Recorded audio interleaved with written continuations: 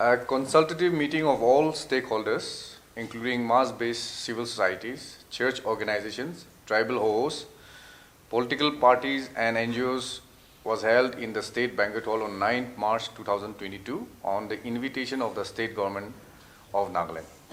The House adopted the following resolutions unanimously. Number 1, the Naga people are yearning for an early solution. The negotiating parties should earnestly heed to this call and arrive at a political solution that is honorable, inclusive, transparent, and acceptable to the people. The House further appeals to all sections to make renewed efforts towards unity and understanding in order to work towards one solution and one agreement. Number 2, the elections to the urban local bodies should be conducted as per the 74th Amendment Act of the Constitution of India. This is signed by T.R. Zillian, UDA Chairman, Nifu Rio, Chief Minister, and Y. Patan, Deputy Chief Minister. The list of all the signatories present during the meeting has been circulated. I have already circulated the PDF copy to all of you. So this was the resolution adopted today after a long discussion on these two issues where all invitees who were present shared their opinion on these two issues. There was a unanimous cry for the two resolutions that was passed today, and hence this resolution that was adopted today. Dear Zelan, Honorable Chairman UDA, have also in the first place has shared about the ULB matters. Then after the Deputy CM also he spoke, and then after that Chief Minister gave his keynote address. And then there was a briefing about the court verdict and then ULB elections by Mr. Kian Bal Gopal, Advocate General of Nagaland. And after that, tribal hosts, civil society organizations, faith-based organizations, women organizations, students organizations, and political parties all have shared their problems. And this is the resolution which we have adopted today. Earlier also we had a consultative meeting that was on 15 October 2020. But at that point of time, this major political party, MPF, could not participate. And other political parties also, they could not come. So it was a little bit unsatisfactory.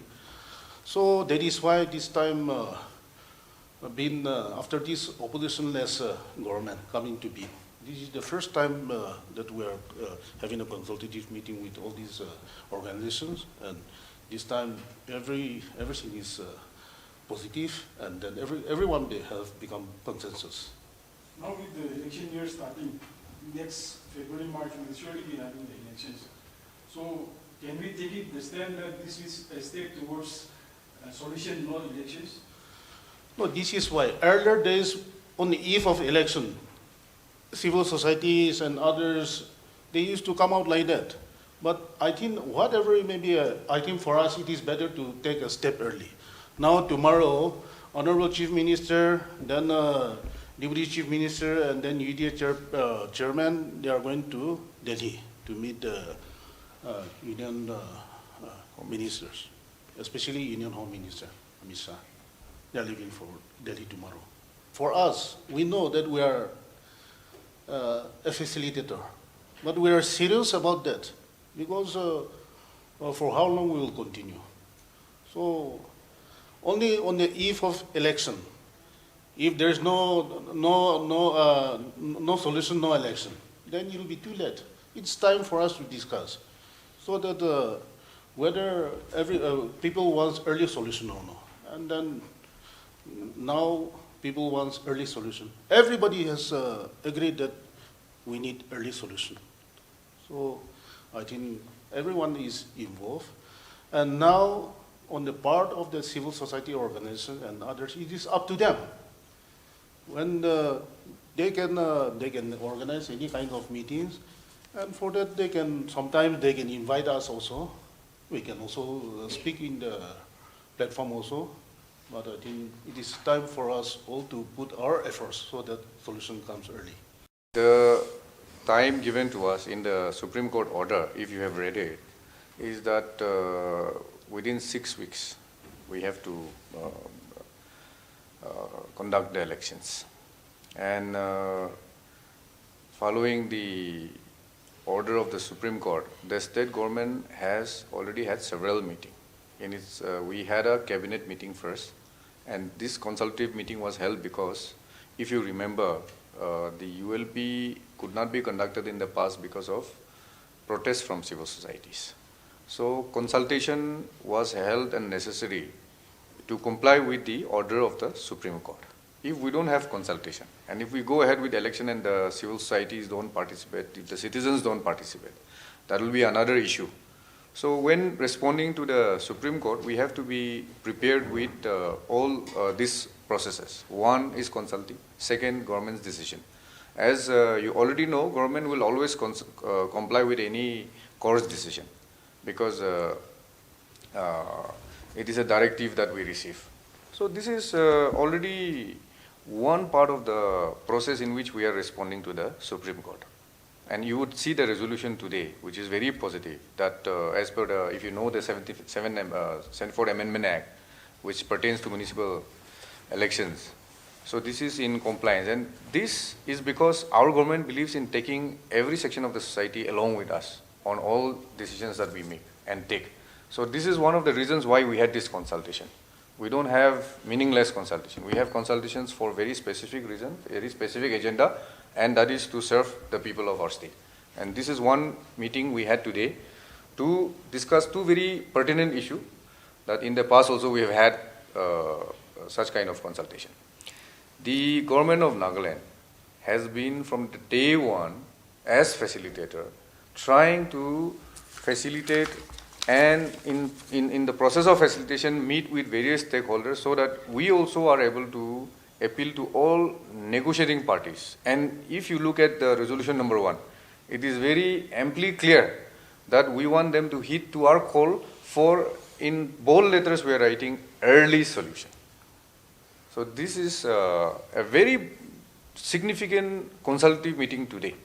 If you would look at the list of signatories, you will know that people from all walks of life in the state of Nagaland have come to appeal to the negotiating parties.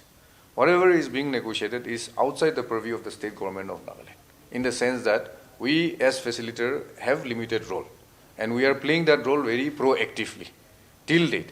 So consultation is important because it is going to, any outcome is going to impact the people. And if we don't consult the people, we will not be able to put across the voice of the people to the negotiating party. And that is a role that we must do, and therefore we are doing. Urban local body election. So in the court order, two issues are there. One is the conduct of the ULB. Second is the 33% women reservation. And the positive outcome today is that everybody supported 33% women reservation today, which was not the case in the past. So today is, in effect, today is a historic day for the state of Nagaland, also people of Nagaland, because everybody has supported that we will agree with having reservation, we will agree with the conduct of election, and because we need development in the state at all the local bodies.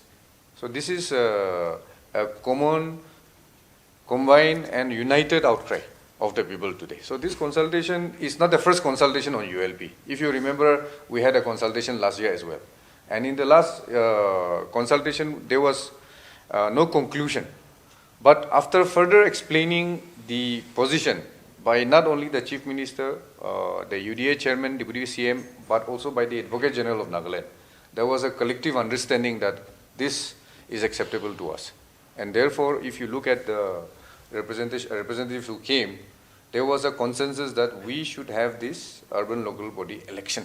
And they were agreeable to reservation. There were a few people who were saying, why not 50 also? But as per what is laid down in the rules, we will go ahead with that. That the question of taxation does not arise in this urban local body election. Whenever you conduct in the municipal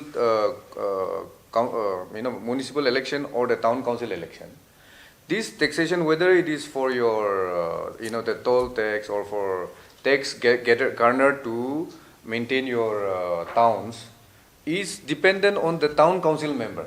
Decision of the town council member will be final there. It is not by the state government, because these taxes which are collected is not going to go to the state government revenue.